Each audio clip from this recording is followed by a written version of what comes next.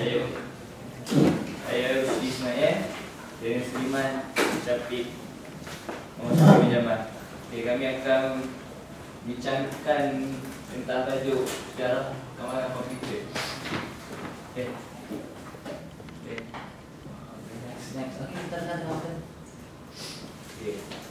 Pengertian komputer. Komputer adalah sebuah alat elektronik yang dapat menerima sebarang input. Input ni boleh berbentuk sebagai bermacam-macam. Contohnya teks atau gambar ataupun gerakan.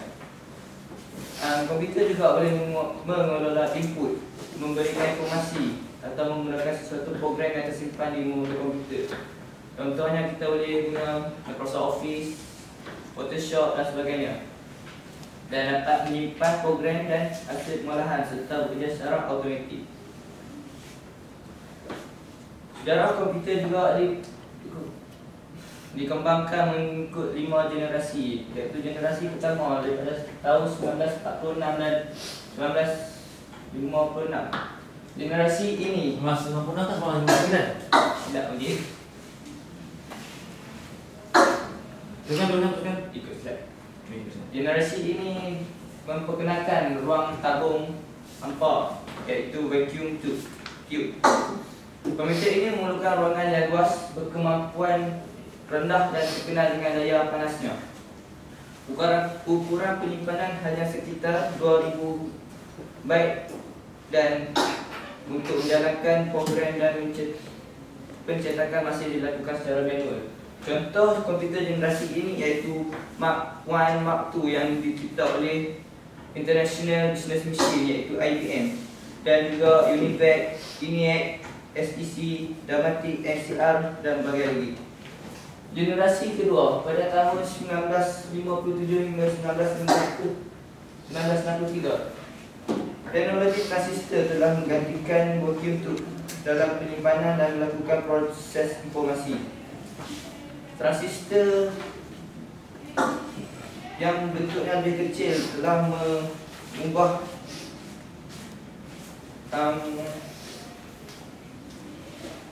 sifat komputer yang panas yang generasi pertama, iaitu daya yang lebih panas bertukar menjadi tidak begitu panas dan dapat mengkonsumkan sedikit tenaga. Ukuran penyimpanan berkapasitas sebesar 32 KB dengan kepantasan 20 hingga 30 arahan per saat. Contoh-contoh komputer generasi ini iaitu IBM 7070, IBM 7080 yang telah dibuat oleh IBM, yang telah dicipta oleh Honeywell Clark iaitu Honeywell 400 dan berbagai lagi. Generasi ketiga, integrated circuit telah diperkenalkan dan digunakan. Ukuran penyimpanan berkapasitas 2 MB dengan kepantasan plus minus 5 juta per saat. Generasi ini pula memperkenalkan teknologi software yang mudah digunakan. Contoh komputer generasi ini ialah G600, G235 yang dibuat oleh General Electric, Burroughs 5700 yang telah dibuat oleh Burroughs, dan UNIVAC 1108, UNIVAC 9000 iaitu dibuat oleh Stereo Rack. Generasi keempat yang mula digunakan pada tahun 1971. Pada generasi ini, teknologi komputer telah menggunakan metal oxide semiconductor, iaitu salah satu daripada komponen separuh pengalih. Syarikat yang telah menggunakan sistem ini pada tahun itu ialah BMC, IBM, Apple. Contoh komputer generasi ini ialah IBM 370 dan Apple 2.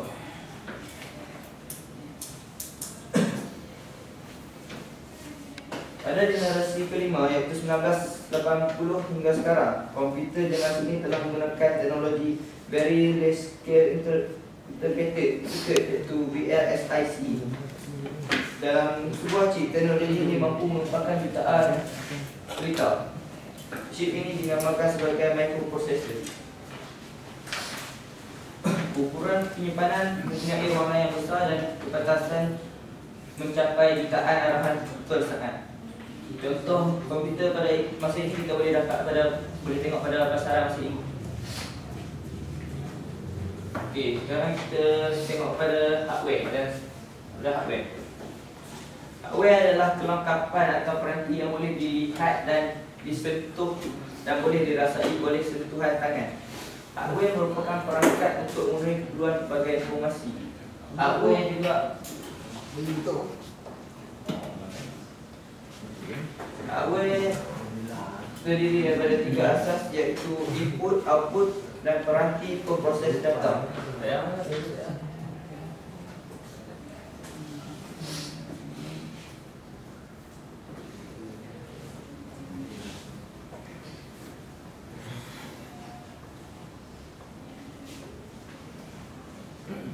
Okey. Kita masuk pada apa itu input. Input adalah peranti yang digunakan untuk memasukkan data sama ada dalam bentuk teks, gambar dan imej ke peranti input komputer. Contoh seperti papan kekunci, tikus, pengimbas dan sebagainya. Okey, di sini saya nak menerangkan sedikit tentang fungsi mouse atau CD-ROM. Mouse adalah sesuatu alat untuk memberi arahan dalam bahasa proses atau edit data. CD-ROM pula peralatan tambahan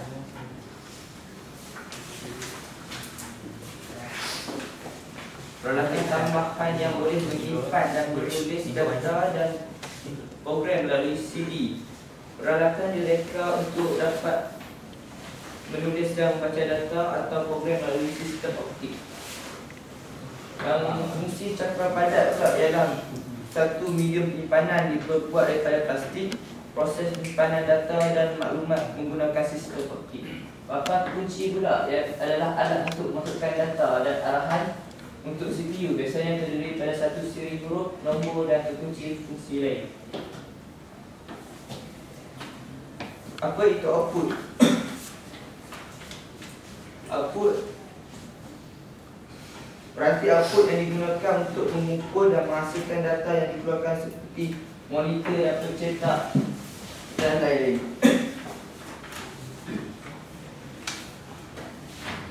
Fungsi monitor. Okay, next. Okay, kita masuk pada proses peranti pemprosesan data. Proses pemprosesan data ialah digunakan untuk memproses data, mengolah termasuk unit memproses, termasuk CPU iaitu Central Processing Unit dan juga microprocessor. Pengertian CPU merupakan pengendali komputer yang mengandungi komponen lain di dalamnya. Contoh seperti RAM, motherboard, dan lain-lain.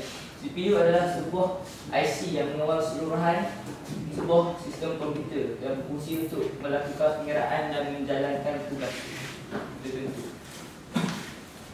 Okey. Sejarah pengembangan CPU diikuti dengan 3 generasi, iaitu generasi pertama komputer generasi sebenarnya menggunakan CPU model ini ialah ENIAC, iaitu Electronic Numbering Integrated and Computer, dikembangkan oleh J.P. Eckert dan J.W. Mockley di Amerika Serikat. Generasi kedua pula dari model Newton di tahun 1948, proses komputasi mulai masuk ke komputer generasi kedua yang menggunakan transistor, didemonstrasikan pertama kali oleh Bell Telephone Laboratories. Generasi ketiga pula, semikonduktor mulai digunakan dan menggabungkan mesinan transistor dalam sebuah chip silicon chip.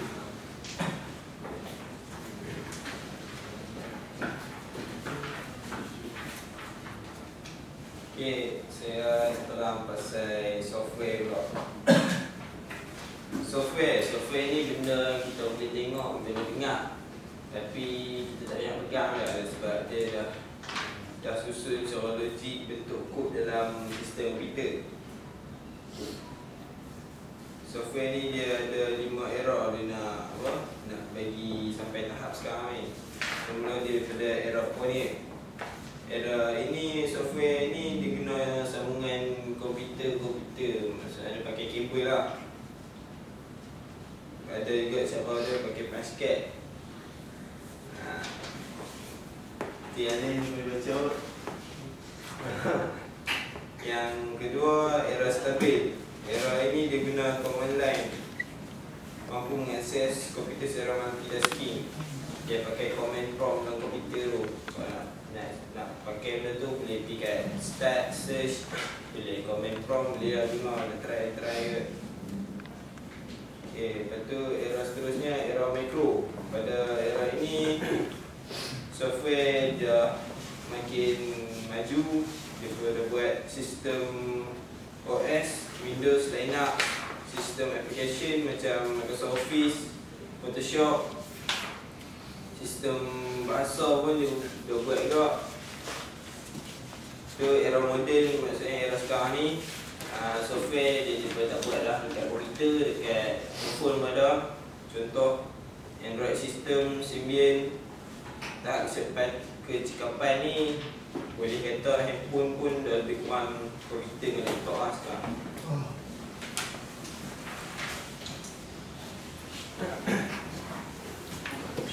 Okay, seterusnya kita akan bincang tentang manfaat teknologi komputer. Kita bagi kepada manfaat dalam sistem pengurusan dan pentadbiran. Komputer merupakan satu alat elektronik yang boleh menyimpan maklumat yang banyak dengan cara yang teratur serta dapat diproses dan dikeluar dalam masa yang singkat. Teknologi komputer akan menjimatkan masa, ruang dan tenaga, bahkan meningkatkan kecakapan pengurusan sesebuah organisasi. Contoh kat JMTI, unit pengurusan latihan, maklumat peribadi pelajar-pelajar simpan dalam komputer untuk mudahkan kemas kini.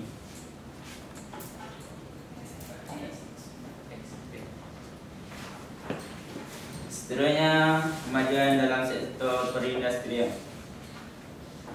Penggunaan komputer bukan saja lebih banyak dan lebih cepat, tetapi juga lebih menjimatkan masa berbanding dengan keupayaan semula jadi manusia. Komputer boleh membantu manusia melaksanakan kerja bidang yang sukar dan berbahaya kepada kesihatan dan keselamatan kerja. Iaitu kadar kemalangan semua dapat dikurangkan. Lepas tu produk dapat dikeluarkan dengan banyak lagi berbanding penggunaan tenaga manusia. Manusia ada kena rehat, kena letih, kena makan ke komputer. Set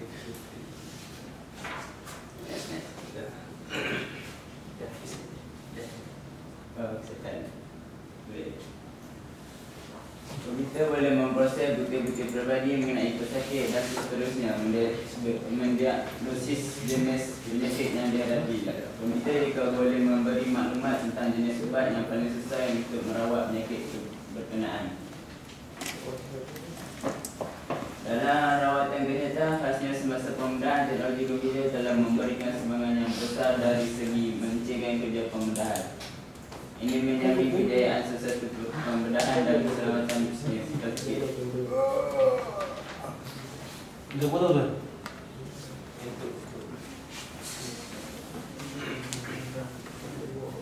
Seterusnya, sains dan teknologi. Perancaran satelit yang dikawal oleh komputer dapat mengumpul data-data penting mengenai persekitaran bumi. Maklumat ini kemudian dianalisis dengan segera oleh komputer untuk menghasilkan keputusan kajian yang tepat tentang keadaan cuaca seperti laju angin dan kelembapan serta. Samping itu, satelit bergerak di bawah kawalan komputer juga dapat memajukan sistem telekomunikasi. Maklumat dari satu kawasan boleh dihantar ke seluruh dunia dengan lancar. Seterusnya, faedah kemajuan komputer dalam aspek pendidikan. Pengajaran dalam bentuk yang sistematik malahan diiringi dengan muzik dan gambar raja serta bahan grafik yang menarik. Macam tengah buat ni presentation. Segala kesalahan yang dilakukan oleh pelajar boleh dikesan dan diperbetulkan dengan serta-merta oleh komputer dengan cara ini. Dengan cara ini keberkesanan pembelajaran dapat ditingkatkan. Contohnya dalam Microsoft Word lah, error typing, kita komputer kan. Iaitu mempertingkatkan kecapan pengurusan sekolah, jabatan pendidikan dan seterusnya seluruh sistem pendidikan negara.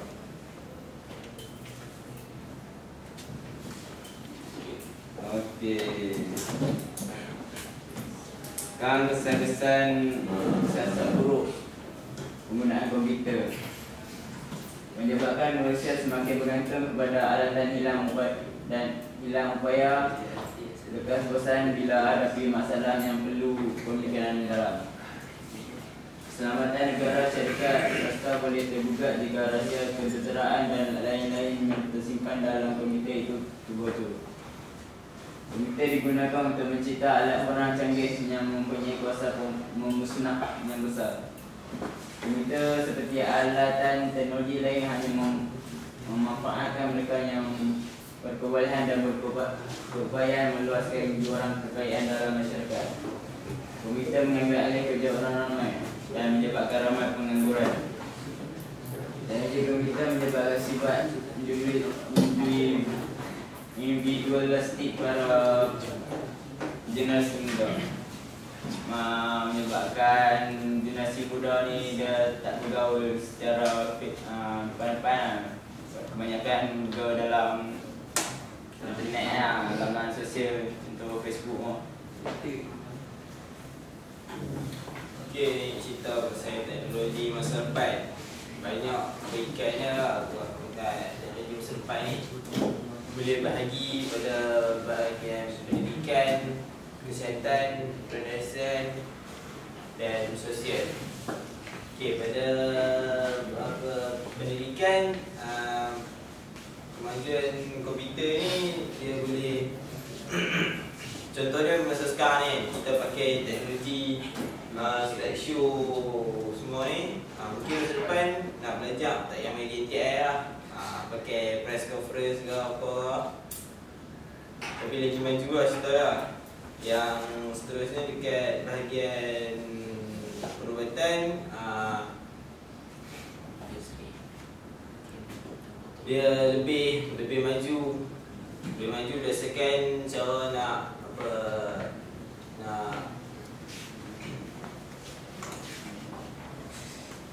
rawat pesakit tu lah. Mungkin ada ubat dia kesan, ubat-ubatan yang dia nak buat tu lebih mujarab lah cerita lah. Lepas tu bahagian pedestrian mungkin kurang penggunaan manusia, dapat mengurangkan masalah minimum error, maksudnya human error.